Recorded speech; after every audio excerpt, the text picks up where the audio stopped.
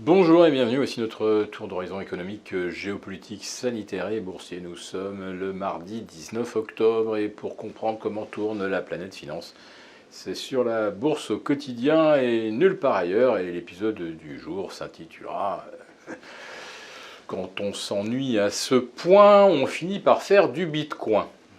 Et pourquoi ce titre? Eh bien tout simplement parce que le Bitcoin à 62 300 dollars retrace son plus haut historique de la mi-avril.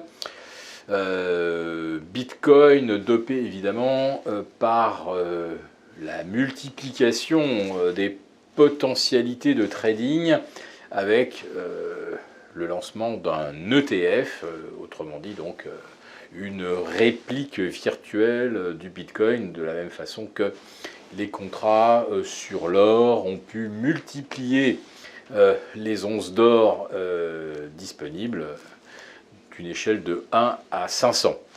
Alors, le Bitcoin, vous savez qu'on ne peut pas le trader véritablement en direct parce que le nombre de transactions secondes est très limité. Enfin, il y a plus forte raison pour un actif qui pèse maintenant un peu plus de 1200 milliards de capitalisation. Alors les ETF, eux, par contre, ils n'ont pas ces limites techniques. On peut négocier des centaines de milliers de contrats à la minute, des milliers de contrats à la seconde. Voilà, donc le Bitcoin, une nouvelle fois, il est dopé non pas par sa valeur intrinsèque, mais tout simplement par sa liquidité qui devient de plus en plus on va dire, optimisée aux yeux de traders qui ont des positions importantes à négocier. Alors la hausse du Bitcoin, ça fait aussi les affaires de Tesla, puisque Tesla est quelque part une sorte de proxy du Bitcoin. Tesla qui revient sur ses plus hauts historiques vers 875 dollars. Allez, à 1% près, on est là aussi sur des plus hauts depuis pratiquement un an. Tesla qui a patiemment reconstitué une tendance haussière de type funiculaire. Et là, clairement, donc, c'est bien le Bitcoin qui, depuis quelques semaines, voire quelques mois maintenant, porte Tesla bien plus que ses ventes d'automobiles. Bon, Tesla, évidemment, il y a aussi l'autre turbine à profit qui est la négociation des crédits carbone, en tout cas, on va dire des recettes fiscales liées donc à la cession de crédits carbone à ses concurrents. Voyons maintenant le CAC 40, j'en ai pas parlé d'entrée de jeu parce que il ne se passe rien.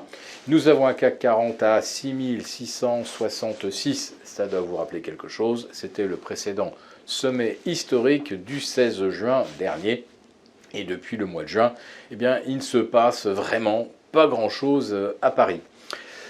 C'est Wall Street qui absorbe la liquidité, un petit peu comme d'habitude. Hier soir, on a vu le Nasdaq revenir à un peu moins de 2,5% de son record absolu. Nasdaq qui a terminé au-dessus des 15 000 et qui est en train d'effacer la dernière petite résistance avant le retour au sommet, c'est-à-dire les 15 030 points.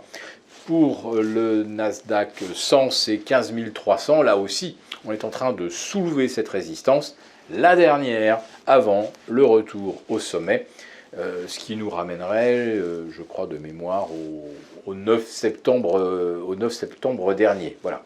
Donc le mois d'octobre, c'est plutôt pas mal passé. Et aujourd'hui, les investisseurs sont de retour également sur le secteur des semi-conducteurs. C'est celui qui a le plus consolidé au mois de septembre. Donc il y a effectivement une forme de logique de revenir sur des actifs qui ont reperdu 20, voire pour certains jusqu'à moins 30%. On ne se posera évidemment pas la question des multiples parce qu'on est au-delà des 50 et que je crois que depuis qu'on a franchi la barre des 30 sur le Nasdaq, plus personne ne se demande si la valorisation historique d'un titre a une quelconque importance. Je terminerai avec les marchés de taux. Hier, on a eu une petite alerte avec un 10 ans américain qui a refranchi la barre des 1,62 et même des 1,6250. Il est clair que si on franchissait les 1,63, on aurait certainement une réaction négative sur les marchés, sur les indices boursiers. En revanche, vous l'avez constaté, sur les cryptos et sur le Bitcoin, alors qu'il y avait quand même une forme de corrélation depuis avril entre la hausse des taux et la baisse des cryptos, eh bien, le fait que le Bitcoin devienne aujourd'hui un instrument tradable au travers des ETF, ça a complètement modifié la donne. Et la corrélation avec la hausse des taux, eh bien, pour l'instant, elle est complètement mise entre parenthèses. Alors on verra bien, effectivement, si au-delà de 1,63, on voit les cryptos réagir. Et attention donc, puisque le Bitcoin, à ce moment-là, culminerait à un petit peu plus de 62 000 au moment où les marchés de taux donnent un signal de progression des rendements avec l'imminence donc d'un tapering.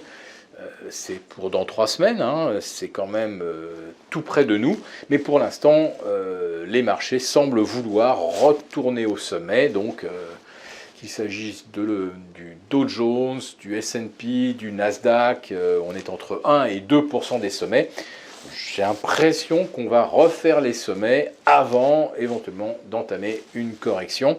Mais tout ça devient évidemment très très chaud puisqu'on est quand même sur des plus hauts historiques, tous azimuts, indices boursiers, Bitcoin, crypto en général. Si jamais ça devait corriger, on va dire que là, il y aurait vraiment un mouvement d'ensemble important et bien sûr le fondamental qui est la liquidité qui se raréfie. Je vous retrouve demain pour un nouveau point quotidien et jeudi pour notre live. À très bientôt.